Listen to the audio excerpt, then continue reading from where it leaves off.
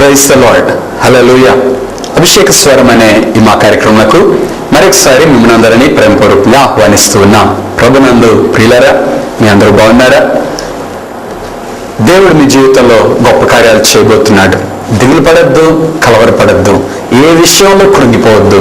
మన ప్రభువు నమ్మదగిన దేవుడు. ప్రియులారా, నమ్మదగిన దేవుడు మిమ్మల్ని ఎన్నడూ విడిచిపెట్టాడు. ఆయన మిమ్మల్ని ఎంతగానో ప్రేమిస్తున్న దేవుడు. ప్రభు కొరకు నమ్మకస్తులుగా జీవించండి.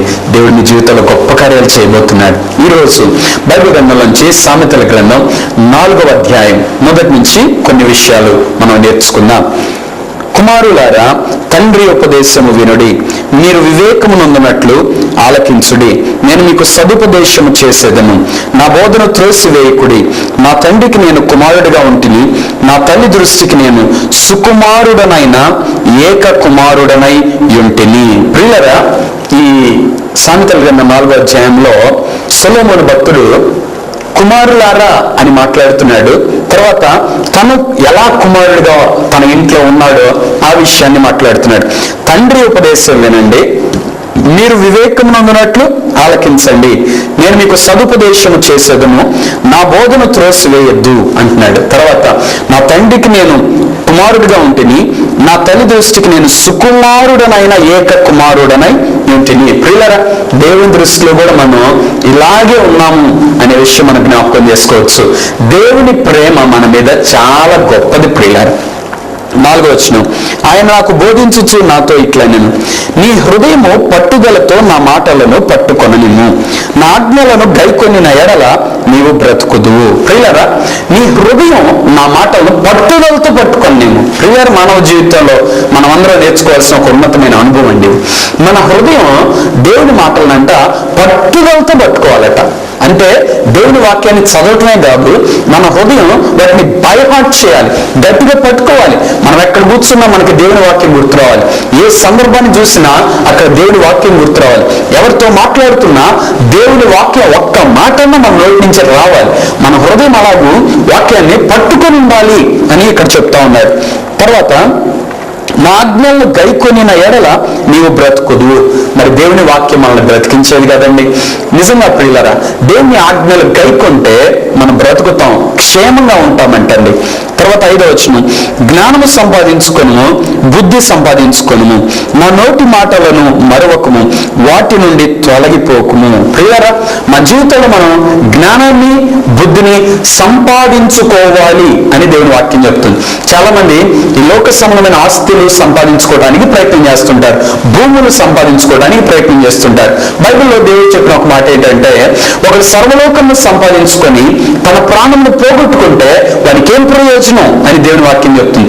జ్ఞానం సంపాదించుకోండి, బుద్ధి సంపాదించుకోండి. తర్వాత అంటున్నాడు, నా నోటి మాటలను మరవద్దు, వాటి నుండి తొలగిపోవద్దు అంటున్నాడు. 6వ వచనం, జ్ఞానమును విడువక ఉండిన ఎడల అది నిన్ను కాపాడును, దాన్ని ప్రేమించిన ఎడల అది నిన్ను రక్షించును.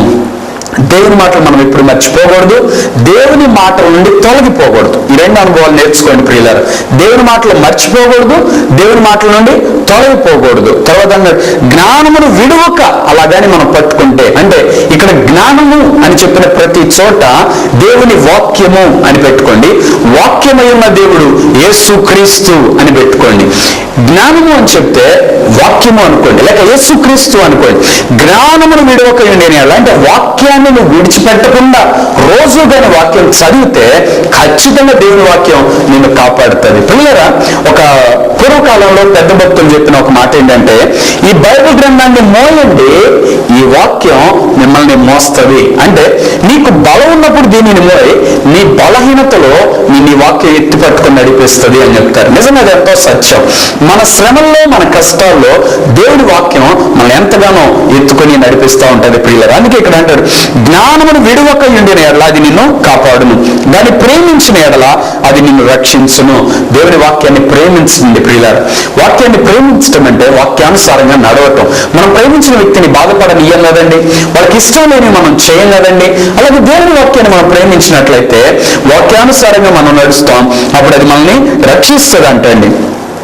7వ వచనం, జ్ఞానము సంపాదించుకొనుటయే జ్ఞానమునకు ముఖ్యాంశము, నీ సంపాదన అంతయు ఇచ్చి బుద్ధి సంపాదించుకొనుము. ప్రియులారా, జ్ఞానము సంపాదించుకొనుటయే జ్ఞానమునకు ముఖ్యాంశం. అంటే వాక్యాన్ని సంపాదించుకోవటమే అసలు నీకు కలిగిన జ్ఞానం. అంటే జ్ఞానం సంపాదించుకోవాలని ఏ వ్యక్తి అని కోరుకుంటే ఆ వ్యక్తి దేవుడి వాక్యం చదవాలంట ప్రియుల, బైబిల్ చదవాలంట. జ్ఞానము సంపాదించుకొనుటయే జ్ఞానములకు ముఖ్యాంశం. ఇక మీకు మాట తెలియజేస్తాను ప్రియులారా, వాస్తవంగా స్పోకెన్ ఇంగ్లీష్ నేర్చుకునే వాళ్ళు ఇంగ్లీష్ చదవటానికి ఇంగ్లీష్ పదాలు నేర్చుకుంటూ ఉంటారు కదండి. ఇంగ్లీష్ లాంగ్వేజ్ కి ఫాదరు మదరు ఇద్దరు ఉన్నారంటే, ఇంగ్లీష్ లాంగ్వేజ్ కి ఫాదర్ ఎవరంటే షేక్స్పియర్ అని చెప్తారు ప్రియులారా. అంటే ఆయన ఒక కవి, ఒక వ్యక్తి, ఇంగ్లీష్ లాంగ్వేజ్ ని చాలా చక్కగా రాసిన వ్యక్తి. కానీ మరి ఇంగ్లీష్ లాంగ్వేజ్ కి మదర్ ఎవరు అంటే మరి ఒక స్త్రీనా లేక ఒక పురుషుడా అంటే కాదు ప్రియులారా. పండితులందరూ ప్రపంచం అంతా అంగీకరించింది ఏంటో తెలుసా? The mother of the English is the Bible అన్నారు ప్రియులారా. The Bible is the mother of the English. అంటే ఒక వ్యక్తి ఇంగ్లీష్ లాంగ్వేజ్ ఎక్కువగా నేర్చుకోవాలనుకుంటే ఇంగ్లీష్ లాంగ్వేజ్ లో ఉన్న బైబుల్ చదివితే చాలట, బైబుల్లో ఉన్నన్ని పదాలు ప్రపంచంలో ఎక్కడ దొరకవంట. నిజం ప్రియులారా, దేవుడి వాక్యం ఎంత శ్రేష్టమైందో గమనించమని మనం చేస్తున్నాను ప్రియులారా. దేవుడి వాక్యం ఎంత విలువైందో గమనించండి. ఇంగ్లీష్ పితామహులందరూ ఒప్పుకున్నారు the mother of the English. అందుకే జ్ఞానము సంపాదించుకొనుటయే జ్ఞానమునకు ముఖ్యాంశము అని దేవుని వాక్యం చెప్తుంది. నీ సంపాదన అంతయు ఇచ్చి బుద్ధి సంపాదించుకొను అంటున్నాడు. అంటే నీ డబ్బునంతా ఇచ్చి దేవుని వాక్యములో బుద్ధిని సంపాదించుకో. నిజంగా ప్రియులారా, ఈరోజు మీకు ఈ వాక్యాన్ని ప్రకటించడానికి కారణం ఎంతో డబ్బు ఖర్చు ఇక్కడ ఉంది ప్రియులారా. టీవీలో వాక్యం చెప్తే మాకెవరు డబ్బులు ఎవరండి? మేమే డబ్బులు కట్టి దేవుని వాక్యాన్ని చెప్పాలి ప్రియులారా. ఇప్పుడు నీ సంపాదన అంతా ఇచ్చి బుద్ధిని సంపాదించుకోను అంటున్నాడు. అలాగే ఒకప్పుడు మా జీవితంలో మేము కూడా దేవుని సన్నిధిలో ఉన్న ఆ బుద్ధిని సంపాదించుకున్నామండి. నిజంగా ఎన్ని నష్టపోయినా పర్లేదు కానీ దేవుని వాక్య జ్ఞానము, దేవుని వాక్యంలో ఉన్న బుద్ధి మన జీవితానికి చాలా విలువైనదిగా మనం సంపాదించుకోవాలి ప్రియులారా. నిజంగా నాకు తెలిసిన చాలా మంది వ్యక్తులండి ఆదివారం ప్రార్థనకి పోవటానికి సెలవు ఇవ్వకపోతే ఆ ఉద్యోగాలు మానేసిన వాళ్ళు ఉన్నారు ప్రియులారా. ఆదివారం ఆరాధనకి పోని ఉద్యోగం నాకెందుకు అనుకొని దాన్ని మానేశారు. అవసరమైతే ఇంట్లో ఖాళీగానే ఉంటాను, పస్తులైన ఉంటాను, కానీ నా దేవునిని నేను విడిచిపెట్టను అన్న నీతిమంతుల్ని నాకు తెలుసు ప్రియులారా. మా సంఘంలో అటువంటి కొంతమందిని నేను చూశాను. వారి సమర్పణ, వారి త్యాగాన్ని నేను చూసినప్పుడు, వారి దేవుని అలా ప్రేమించడం చూసినప్పుడు నిజంగా నా హృదయం ఎంతో సంతోషిస్తూ ఉంటుంది. ప్రియ సహోదరి, సహోదరుడా, మరి నువ్వు సంపాదన కొరకు బుద్ధిని పోగొట్టుకునే వ్యక్తివా, లేక నీ సంపాదన అంతా ఇచ్చి అయినా బుద్ధిని సంపాదించుకునే వ్యక్తివా? ప్రియులారా, దేవుని యొక్క వాక్యం మనం కలిగి ఉండాలి, వాక్యానుసారంగా జీవించాలి. మరొక మాట అడగాలని నేను కోరుకుంటున్నాను.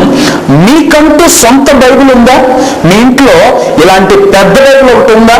కొంతమంది ఇళ్లలో చూడండి, ఇల్లు మొత్తానికి ఒకటే బైబిల్. ఇంకా వాళ్ళ ఇంట్లో ఏ రకంగా జ్ఞానం ఉంటుంది, ఏ రకంగా దేవునికి స్థానం ఉందని చెప్పారు, ఏ రకంగా వాళ్ళు వాక్యాన్ని చదువుతారు. అందుకే ఆ ఇంట్లో బుద్ధి లేదు, జ్ఞానం లేదు. కాబట్టి ఆ ఇంట్లో అంతా కష్టాలు, నష్టాలు, దరిద్రత, గొడవలు, రోగాలు ఇవన్నీ ఏర్పడి చేయడానికి కారణం దేవుని వాక్యానికి ఆ ఇంట్లో స్థానం లేదు. ప్రియ సహోదరి, సహోదరుగా, నీకంటూ సొంత బైబిల్ లేకపోతే ఇప్పుడే వెళ్ళి నీకు ఒక బైబిల్ అర్జెంటుగా కొనుక్కో. ఎందుకంటే దేవుని వాక్యం కొనుక్కోలేని వ్యక్తివి నువ్వు పరలోక రాజ్యంలో ఏ రకంగా పోతాను అనుకుంటావు? నీకంటూ సొంత బైబిల్ లేదు, వాక్యాన్ని చదివే తీరిక లేదు, నువ్వు పరలోక రాజ్యంలో ఎలా వెళతావు? దేవుని వాక్యం చెప్తుంది, నీ సంపాదన అంతా ఇచ్చి బుద్ధిని సంపాదించుకో. ఒకటి సర్వలోకంలో సంపాదించుకొని తన ఆత్మను పోగొట్టుకుంటే వానికేం ప్రయోజనం అని దేవుని వాక్యం చెప్తుంది ప్రియులారా. తన ప్రాణం పోగొట్టుకుంటే వానికేం ప్రయోజనం అంటుంది. నిజంగా ప్రియులారా, ఈ లోకం అంతా సంపాదించుకొని ఆ వ్యక్తి నరకానికి పోయాడు అనుకోండి, ఆ ధనవంతుడు ఎంత ఏడుస్తున్నాడండి ఆ పాతాళంలో. కాబట్టి దేవుని వాక్యం చెప్తుంది, నువ్వు నీ ఆత్మను పోగొట్టుకోబాక, వాక్యాన్ని పోగొట్టుకోబాక, నీ సంపాదన అంతా ఇచ్చైనా సరే ఆ బుద్ధిని సంపాదించుకో, నీ రక్షణ సంపాదించుకో, మారు మనసు పొందు, పాప క్షమాపణ పొందు, యేసు రక్తంలో కడగబడు, పరలోక రాజ్యంలో ఒక గృహమును సంపాదించుకో. తర్వాత గమనిస్తే ప్రియులారా, 4వ అధ్యాయం 8వ వచనం, దాన్ని గొప్ప చేసిన ఎడల అది నిన్ను హెచ్చించును, దాన్ని కౌగలించిన ఎడల అది నీకు ఘనతను తెచ్చును. ప్రియులారా, దేవుని యొక్క వాక్యాన్ని మీ జీవితంలో మీరు గొప్ప చేస్తే అంట అది నిన్ను హెచ్చిస్తుందట. దేవుని వాక్యాన్ని గొప్ప చేస్తారా మీ జీవితంలో? నిజంగా ప్రియులారా, కొంతమంది దైవజనులు వాళ్ళు యవ్వన కాలంలో మారు మనసు పొందిన తర్వాత, చదువుకునేటప్పుడు మారు మనసు పొందిన తర్వాత వాళ్ళు కాలేజీకి వెళుతూ బైబిల్ని అలా సంకలం పెట్టుకుని వెళ్ళేవారంటండి. బైబిల్ని చూస్తే అందరూ అయితే చేసేవాళ్ళంటే, ఎరా నీ ఇంట్లో చదువుకోవచ్చుగా బైబిల్, కాలేజీకి కూడా ఎందుకు తెచ్చావంటే కాలేజీలో ఖాళీ దొరికితే దేవుని వాక్యం చదువుకోవటానికి. నిజంగా దేవుని వాళ్ళు అంత వెతికారు కాబట్టి వారి జీవితాల్లో దేవుడు ఎంతో మందికి దీవెనకరంగా మార్చాడండి. ఆ రోజున ఆ భక్తులు వాక్యం అంత ప్రేమించారు. వాళ్ళంటారు, ఖాళీ దొరికితే దేవుని వాక్యం చదువుకున్నామని. అయ్యా, ఖాళీ దొరికితే దేవుని వాక్యం చదువుకోవాలి మేము. మరి మీకు అటువంటి ఆశ ఉందా? ఖాళీ దొరికితే ప్రార్థన చేసుకోవాలి, ఖాళీ దొరికితే దేవుని వాక్యం చదువుకోవాలని ఆశ మీకుందా? టైం పాస్ అని ఆడగడ కూర్చొని ముచ్చట్లు పెట్టుకుంటే ఏం ప్రయోజనం అండి? కానీ దేవుని యొక్క వాక్యాన్ని కౌగలించిన ఎడల అది నీకు ఘనతను తెచ్చును. వాక్యాన్ని హత్తుకోండి ప్రియులారా. వాక్యం మీ జీవితంలో ప్రథమ స్థానం ఇవ్వాలి. వాక్యానికి మీరు లోబడాలి. ప్రతి ఉదయం తప్పనిసరిగా దేవుని వాక్యం చదవాలి. చదివి కానీ నువ్వు బయటకు వెళ్ళొద్దు, చదివి కానీ వేరే పనులు పెట్టుకోవద్దు. తప్పనిసరిగా దేవుని వాక్యం చదవండి. దేవుని వాక్యాన్ని గొప్ప చేస్తే దేవుని వాక్యం నిన్ను హెచ్చిస్తుంది. దేవుని వాక్యాన్ని కౌగలిస్తే అది నీకు ఘనతను తీసుకుని వస్తుంది అన్నాడు. తర్వాత అది నీ తలకు అందమైన మాలిక కట్టును, ప్రకాశమానమైన కిరీటమును నీకు దయచేయను. ప్రియులారా, నీ తలకు అందమైన మాలిక కట్టును అంటున్నాడు. ప్రకాశమానమైన కిరీటము నీకు దయచేయను అంటే ఎంత ఘనత! కిరీటము ఘనత గుర్తు ప్రియులారా. దేవుని వాక్యాన్ని మీరు ప్రేమిస్తే వాక్యం మీకు ఘనతనిచ్చేదిగా ఉంటది ప్రియులారా. 10వ వచనం, నా కుమారుడా, నీవు ఆలకించి నా మాటలను అంగీకరించిన ఎడల నీవు దీర్ఘాయుష్మంతుడవగుదువు. ప్రియులారా, ఈ రోజులు అనేక మంది అర్ధంతరంగా చనిపోవటానికి, అకాల మరణాలకు గురవటానికి కారణం దేవుని వాక్యానికి వారి జీవితంలో స్థానం లేకపోవటమేనండి. ప్రియులారా, నేను ఒక సాక్ష్యం విన్నాను. ఒక వ్యక్తి బాలుడిగా ఉన్నప్పుడంట ఆ వ్యక్తి అనుకోకుండా ఒక చెరువులో పడి మునిగిపోయాడట. మునిగిపోతూ ఉంటే తన ప్రాణం పోతూ ఉండగా తన చిటికెన వేలు పైకి లేపి పెట్టాడట. ఎవరో ఆ దారి పోతున్న వాళ్ళు ఆ చిటికెన వేలు పట్టుకొని పైకి లాగి గబక్కన దూకి ఎవరో పిల్లోళ్ళ ఏళ్ళ ఉందని పరిగెత్తుకుంటూ వచ్చి ఆ వేలు పట్టుకొని బయటకు లాగి ఆ బిడ్డను రక్షించారట. దేవుని బిడ్డల్ని దేవుడు ఎప్పుడు విడిచిపెట్టాడు. మరణం ఆ పిల్లల్ని సమీపించదు ప్రియులారా. దేవుని వాక్యానికి మీ కుటుంబంలో స్థానం ఇవ్వండి. దేవుని వాక్యానికి మీ బిడ్డల జీవితాల్లో స్థానం ఇవ్వండి. ఈ దినాల్లో పిల్లలు బాగా చదువుకోవాలని వేలకు వేలు, లక్షలకు లక్షలు కడుతూ పిల్లలు చదివిస్తున్న తల్లిదండ్రులు మనం చూస్తున్నాం. వాళ్ళ డబ్బు కోసం ఎంతో కష్టపడతారు. మరి వాళ్ళకు ఒక ప్రశ్న అడుగుతున్నాను, మరి తల్లి తండ్రి, మరి మీ బిడ్డలకు దేవుని వాక్యాన్ని నేర్పించగలుగుతున్నావా? కొంచెమన్నా వాక్యం నేర్పించకపోతే ఈ లోక సంబంధమైన చదువులన్నీ కూడా ప్రియులారా ఒకవేళ ఈ లోకం వరకు ప్రయోజనకరంగా ఉంటాయేమో కానీ మరి ఆత్మీయ జీవితానికి ఏమాత్రం ప్రయోజనకరంగా ఉండవు.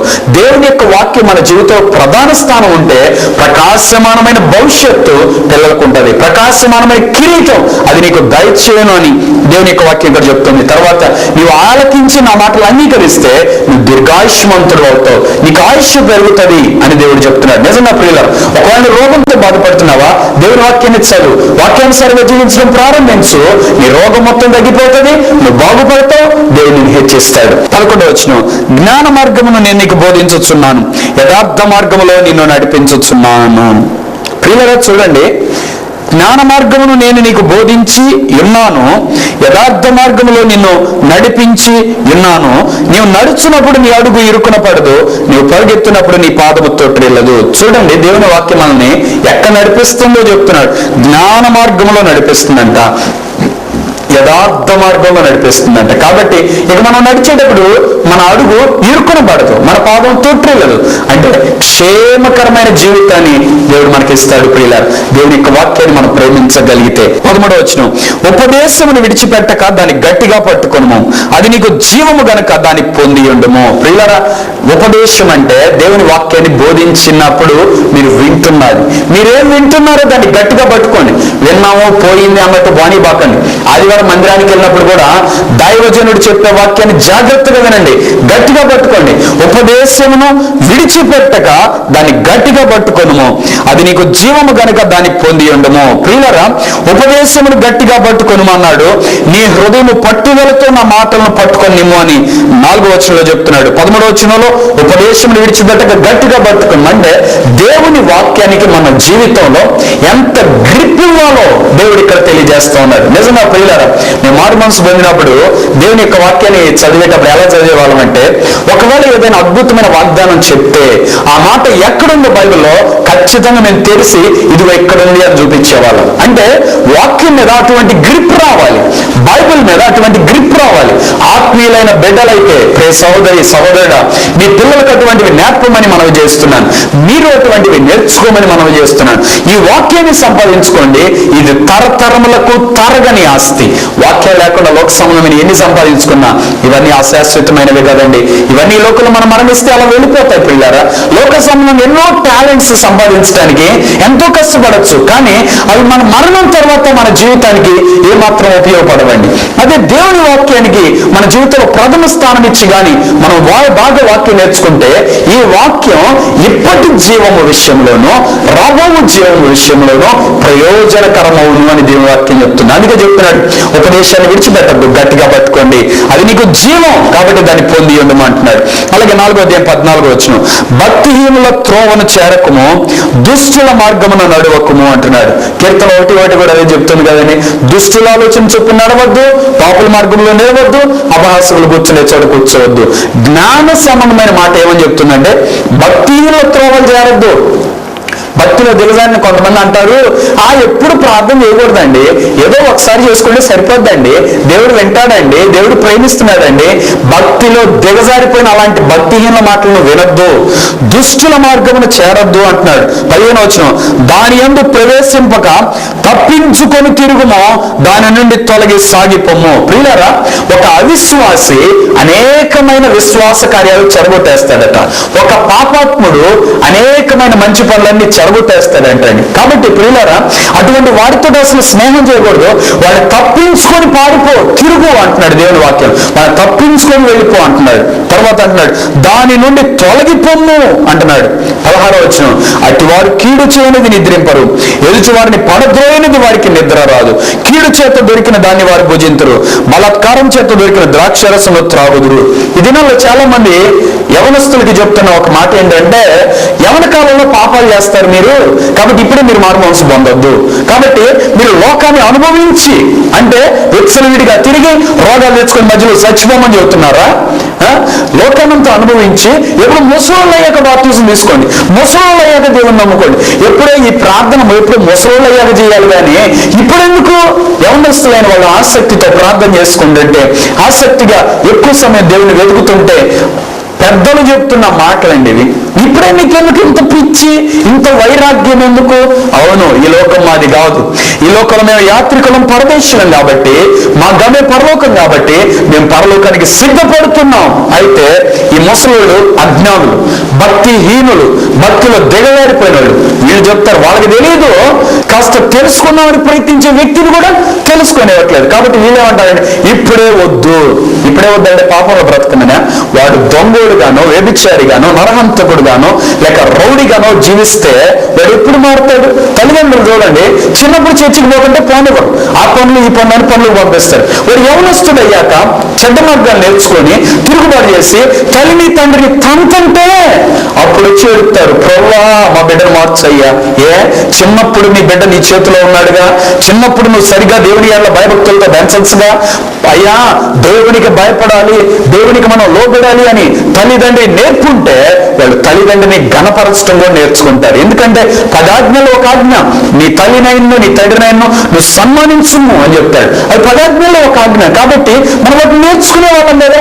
కానీ ప్రియులరా, బాల్యంలో దేవుని వాక్యం నేర్పనందు చేత ఈ దినాల్లో మనం చూస్తున్న వాళ్ళు అనేక మంది. ఇంకా బాధాకరమైన విషయం ఏంటంటే, సినిమా హాల్లో సినిమా రిలీజ్ అయిందంటే చూడండి, ఆ వాల్ పోస్టుల దగ్గర బయట ఫ్లెక్సీలు అన్ని ఈ క్రైస్తవుల పేర్లే ఉంటుంటాయి. నిజంగా అటువంటి చూసినప్పుడు ఎంత దుఃఖం అనిపిస్తూ ఉంటుందో. వీళ్ళ తల్లిదండ్రి వీళ్ళని సరైన భక్తులు పెంచుంటే, మారు మనస్సులో యథార్థతలో వాక్యానుసారంగా పెంచుంటే వా బిడ్డలు నిజంగా పేర్లకు తగ్గట్టుగా ఎలాంటి భక్తులై ఉండేవాళ్ళు. కానీ ఈ దినాల్లో పిల్లల్ని తల్లిదండ్రులు సరిగా పెంచనందు చేత పిల్లలు దుర్మార్గులుగా చెడిపోతున్నారు. ప్రియులారా, జాగ్రత్తగా వినండి. వీధుల్లో పసిపిల్లలు లేకుండాను, రాజమార్గంలో యవ్వనులు లేకుండాను వారిని నాశనం చేయటకై మరణము మన కిటికీలను ఎక్కుచున్నది అని దేవుని వాక్యం చెప్తుంది. అంటే ఎప్పుడు మరణం ఏ పసి బిడ్డను పట్టుకుంటుందో తెలియదు, ఏ యవ్వనస్తుని పట్టుకుంటుందో తెలియదు. మరణము మన బిడ్డల్ని పట్టుకోకుండా ఉండాలి అంటే ఈ బిడ్డలు ఎక్కడ ఉండాలో తెలుసా? దేవుని కాపుదల్లో ఉండాలండి. యెహోవా యందు భయభక్తులుగా వారి చుట్టూ ఆయన దూత కావలిని రక్షించును. దేవుని కాపుదలు ఉంటే, దేవుని భయభక్తులు ఉంటే దేవుని దూతల్ని రక్షిస్తారు. వాళ్ళని దేవునికి దూరంగా ఉంటే, మారు మనసు పొందకపోతే, పాపంలో బతికే వ్యక్తికి పాపంలో వచ్చే జీవితం మరణం. అంటే మరణం పొందమంటావా నీ బిడ్డల్ని? నిజంగా ఒకసారి ఆలోచించండి, పెద్దలైన వారు ఆలోచించండి. యవనస్తులు తొట్టిల్లుదురు అనే మాట మీరు విన్నారు, కానీ యవనస్తులు బలవంతులు. దేవుని వాక్యం వారిలో నిలిస్తే వారు దుష్టుని జయించిన వారు, వారు జయించే వ్యక్తులు అనే వాక్యం మీరు ఎందుకు వినలేదు? అంటే మీకు వాక్యం తెలియలేదు పూర్తిగా. వాక్యం తెలియనందు చేత అనేక మంది మీరు ఇంకా తప్పుడు మార్గంలో నడిపిస్తున్నారు. ప్రియ సోదరి సోదరుడా, యవనస్తుడా, ఒకవేళ చిన్నతనంలో నువ్వు దేవుని నమ్ముకొని ఉంటే నీకు దేవుని వాక్యం ఇస్తున్న హెచ్చరిక, అలాంటి వారి దారిలోకి నువ్వు వెళ్ళొద్దు అని చెప్తున్నాడు. వారికి దూరంగా ఉండమని చెప్తున్నాడు. అలాంటి వారి మాటలు అసలు నువ్వు వినొద్దు. ప్రియులారా, విశ్వాసం బలపడే మాటలు వినండి, దేవునికి దగ్గరగా చేరే మాటలు వినండి. ఈ లోకం మంది కాదు. ఈ క్షణం ప్రభు రాకడ వస్తే మనం ఎలా సిద్ధపడాలో అలాంటి విషయాలు వినండి, అలాంటి విషయాలు నేర్చుకోండి ప్రియులారా. తర్వాత 18వ వచనం, పట్టపగలగ వరకు వేకు వెలుగు తేజరిల్లునట్లు నీతిమంతుల మార్గము అంతకంతకు తేజరిల్లును. ప్రియులారా చూడండి, పట్టపగలగు వరకు వేకు వెలుగు తేజరిల్లునట్లు. ఉదయకాల సమయంలో సూర్యుడు ఉదయించినప్పుడు చీకటిగా ఉంటుందండి లోకమంతా, కానీ ఆ వెలుగు రాగానే కొంత వెలుగు వస్తుంది. ఆ వెలుగు అంతకంతకు అలా తేజరిల్లుతూ ఉంటది. మానవ జీవితంలో దేవుని యొక్క వాక్యం వెలుగండి. మన జీవితంలో వాక్యం చదువుతుంటే మన చీకటి బ్రతుకులో ఒక వెలుగు, ఆశా కిరణం, నీతి సూర్యుని కిరణం మన జీవితంలోకి వస్తుంది. ఆ కిరణం వెలుగు తేజరిల్లుతూ రావాలండి. వెలుగు అంతకంతకు ప్రకాశిస్తూ రావాలండి. ఈ వెలుగు అంతకంతకు ప్రకాశిస్తూ వస్తే ఇది మెట్ట మధ్యాహ్నం వెలుగు వరకు రావాలంట, అంతకంతకు తేజరిల్లాలంట. అది ఆత్మీయ జీవితం అంటే. ఏదో చచ్చిపోయేటప్పుడు గబక్కన వెలిగించుకొని చచ్చిపోయేది కాదండి. మనల్ని వెలిగించబడి మన వెలుగు అంతకంతకు తేజరిల్లాలి. అది దేవుని వాక్యానుసారమైన అనుభవం. ప్రియులారా, వాక్యాన్ని నేర్చుకోండి, వాక్యానుసారంగా జీవించండి, మీ వెలుగు తేజరిల్లాలి. అలాగే ఇక్కడ అంటున్నాడు, నీతిమంతుల మార్గం అంతకంతకు తేజరిల్లు. ప్రభు నమ్ముకున్న వాళ్ళ మార్గం, ప్రభు నమ్ముకున్న వాళ్ళ జీవితం వాళ్ళ తేజరిల్లుతూ వెళ్తుందండి. తర్వాత చెప్తున్నాడు 19వ వచనం, భక్తిహీనుల మార్గము గాఢాంధకారమయమో తాము దేని మీద పడినది వారికి తెలియదు. చూసారా ప్రియులారా, కొంతమంది జీవితాలు ఎట్లాగే ఉంటాయి. చీకటి బ్రతుకులు, ఏం జరిగిందో తెలియదు, ఎలాగా ఆపద వస్తుందో తెలియదు, ఎక్కడ పడతారో తెలియదు, ఏం చేయాలో తెలియదు. నిజంగా దేవుడు లేని ప్రతి వ్యక్తి జీవితం చీకటి బ్రతుకే. యేసు ప్రభు నీ జీవితంలో ఉన్నాడా? నీ హృదయంలో ఉన్నాడా? నీ హృదయం వెలిగించబడిందా? నువ్వు మారు మనసు పొందావా? నీ యేసు రక్తంలో కడగబడ్డావా? లేదంటే నువ్వు చీకట్లో ఉన్నావని జ్ఞాపకం చేసుకో. ఒకవేళ ఈ క్షణం కానీ నీకు మరణం వస్తే నువ్వు ఖచ్చితంగా నరకానికే పోతావు. అక్కడ అగ్ని ఆరదు, ఆత్మ చావదు. కాబట్టి ఇప్పుడే మారు మనసు పొంది ఆ వెలుగును సంపాదించుకో, వెలిగించబడు. ప్రియ సహోదరి సహోదరుడా, 20వ వచనం, నా కుమారుడా, నా మాటలను ఆలకింపుము, నా వాక్యములకు నీ చెవియొగ్గుము, నీ కన్నుల ఎదుటి వాటిని తొలగిపోనీయకుము, నీ హృదయమందు వాటిని భద్రము చేసుకును. దేవుని వాక్యం పదే పదే చెప్పే మాట, నా కుమారుడా, నా కుమారుడా అని చెప్తూ నా మాటలు ఆలకించు, నా మాట వినరా బాబు అన్నట్టుగా దేవుడు బ్రతిలాడుతున్నాడండి. లోబడిన వాళ్ళని ప్రజల వైపు దినమెల్లా నా చేతులు చాపుచున్నాను అంటున్నాడు. బుద్ధిగంత నివాసులారా, నా వైపు చూసి రక్షణ పొందండి, దేవుని వాక్యాన్ని వినండి. అందుకే దేవుడు ఇలాగ మా సేవకుల్లాంటి మమ్మల్ని నిర్ణయించుకొని మీతో దేవుని వాక్యాన్ని బోధిస్తున్నాడు. ప్రియులారా, మాలాంటి అనేక మంది సేవకులు దేవుని వాక్యాన్ని తమ ధనమును వెచ్చించి మీకు బోధించడానికి గల కారణం దేవుడు మిమ్మల్ని ప్రేమిస్తున్నాడండి. ఈ వాక్యం వినైనా నువ్వు మారు మనసు పొందుతావు. ఇంకెన్ని వాక్యాలు వింటే నువ్వు మారు మనసు పొందుతావు. ఎప్పుడిక నీ బ్రతుకు మారుతుంది. కొంతమంది అంటారు ఇంకా మాకు టైం ఉందని అంటారు. నేనంటాను, ఏ టైమో చెప్పు, ఎప్పుడు మారుతావో చెప్పు. పలానా టైం అనుకున్నామా, ఆ టైంలో ఖచ్చితంగా నువ్వు మారుతావా, మారగలవా? ఏ టైం మారుతావో నీకు తెలుసా? అసలు అప్పటి వరకు బ్రతికి ఉంటావా? ఆ గ్యారంటీ ఉందా? లేదండి. భ్రమ, సాతాను చేసే ఒక మోసం, ఇంకా టైం ఉంది అని చెప్పటం. ప్రియ సహోదరి సహోదరుడా, నువ్వు బాప్తిసం పొందావా, మారు మనసు పొందావా, లేకపోతే ఇప్పుడే పొందు. దేవుని వాక్యం చెప్తుంది, నా కుమారుడా, నా మాటలు ఆలకించు, నా వాక్యములకు నీ చెవియొగ్గుము, నీ కన్నుల ఎదుటి వాటిని తొలగిపోనియొద్దు, నీ హృదయములు వాటిని భద్రం చేసుకోను. 22వ వచనం, దొరికిన వారికి అవి జీవము, వారి సర్వ శరీరమునకు ఆరోగ్యమును ఇచ్చును. ప్రియులారా, దేవుని వాక్యం నీకు దొరికితే అది నీకు జీవం, నీ సర్వ శరీరానికి ఆరోగ్యం ఇస్తుందట. తర్వాత అన్నాడు, నీ హృదయంలో నుండి జీవదారులు బయలుదేరును, కాబట్టి అన్నిటికంటే ముఖ్యముగా నీ హృదయం భద్రముగా కాపాడుకొను. నీ హృదయంలో జీవదారులు బయలుదేరుతాయంటే. అవును ప్రియులారా, ఒక వ్యక్తి ప్రభునందు విశ్వాసం ఉంచి ప్రార్థన ప్రారంభిస్తే ఆ వ్యక్తి నుండి బయలుదేరేది జీవపు దారులు. అవి అనేక మంది దప్పిక తీరుస్తాయండి. ఆ వ్యక్తి అనేక మందికి దీవెనకరంగా మార్చబడగలుగుతాడు. ప్రియులారా, యవన కాలంలో మేము ఈ రీతిగా రక్షించబడి మీకు బోధిస్తున్నామంటే కారణం దేవుడు నా 19వ ఏట ప్రభు నన్ను రక్షించారండి. గత 20 సంవత్సరాల నుండి నేను దేవుని యొక్క సువార్త మీకు బోధిస్తూ వస్తున్నాను. ప్రియులారా, మూర్ఖపు మాటలు నోటికి రానియకము, పెదవుల నుండి కుటిలమైన మాటలు రానియకము. నీ కనులు ఇటు అటు చూడక సరిగాను, నీ కనురెప్పలు నీ ముందర సూటిగాను చూడవలెను. ప్రియులారా, దేవుని వాక్యం చెప్తుంది, నువ్వు అటు ఇటు చూడబాక, లోక పరిస్థితులు చూడబాక, నీవు సూటిగా చూడు, దేవుని యొక్క వాక్యాన్ని చూడు అంటుంది. 26వ వచనం, నీవు నడుచు మార్గము సరళము చేయము, అప్పుడు నీ మార్గములో నీవు స్థిరములగును. నీవు కుడి తట్టుకైనా ఎడమ తట్టుకైనా తిరగకము, నీ పాదమును కీడునకు దూరముగా తొలగించుకోము. చూడండి ప్రియులారా, మన జీవితాన్ని అటు ఇటు చూసి పాడు చేసుకోకూడదు, కానీ దేవుని వాక్యం మీద స్థిరపరిచి దేవుని వాక్యం చూసి మన జీవితాన్ని కట్టుకోవాలి. అలాగని మన జీవితం కట్టుకుంటే నిశ్చయంగా మన జీవితం స్థిరపరచబడుతుంది, మనం ఎంతో వరదలుతాం. ప్రియులారా, అటువంటి కృప దేవుడు మనందరికీ దయచేయనట్లుగా, దేవుని వాక్యాన్ని బేస్ చేసుకుని మన జీవితం కట్టుకున్నట్లుగా, మారు మనసు పొందినట్లుగా, రక్షణ పొందినట్లుగా, దేవుని వాక్యం మీద ఆధారపడినట్లుగా మన జీవితాలు మనం కట్టుకున్నాం. పోయిన కాలం ఎలాగో పోయింది, దాన్ని వెనక్కి తెచ్చుకోలేం. ప్రియులారా, మిగిలిన జీవితమైన ప్రభు కోసం జీవిద్దాం. తల వంచి కళ్ళు మూసుకొని ప్రార్థన చేసుకుందాం. పరిశుద్ధమైన తండ్రి, ప్రేమ కలిగిన ప్రభువానికి స్తోత్రాలు. ఈ కార్యక్రమం చూస్తున్న మా ప్రియులందరూ మీరు దర్శించమని ప్రార్థన చేస్తున్నాను. తండ్రి, నీ వాక్యాన్ని ప్రేమించి, వాక్యాన్ని హత్తుకొని, వాక్యాన్ని గట్టిగా పట్టుకొని, వాక్యానుసారంగా నడిచే జీవితం మాకు దయచేయండి. ఈ కార్యక్రమం చూస్తున్న ప్రతి వ్యక్తిగతమైన కృప దయచేయండి ఆయన. ఈ కార్యక్రమం చూస్తున్న ప్రతి వ్యక్తితో మీరు మాట్లాడమని ప్రార్థన చేస్తున్నాను. ప్రతి ఇంట్లో నీ సమాధానం దయచేయండి, నీ ఆశీర్వాదం దయచేయండి. నీ సన్నిధి నేను విడుదల చేస్తున్నాను, నీ అభిషేకం విడుదల చేస్తున్నాను, నీ ప్రసన్నతను విడుదల చేస్తున్నాను, నీ కృపని విడుదల చేస్తున్నాను. ప్రభువా, ఈ దినవిత్తమైన వాక్యానికి నీరు కంటే ఫలింపజేసి అనేక మందిని రక్షించమని ఆశీర్వదించండి. అనారోగ్యంతో బాధపడుతున్న ప్రతి బిడ్డను జ్ఞాపకం చేసుకోండి. యేసు నామములో వారిని ముట్టి స్వస్థపరచమని నజరేయుడైన యేసు నామములో ప్రార్థిస్తున్నాము తండ్రి, ఆమేన్. ప్రియులారా, దేవుడు మీ జీవితంలో గొప్ప కార్యాలు జరిగించినట్లుగా దేవుని వాక్యాన్ని చదవండి, వాక్యానుసారంగా జీవించండి. దేవుడు మిమ్మల్ని అందరినీ దీవించును గాక. ఆమేన్.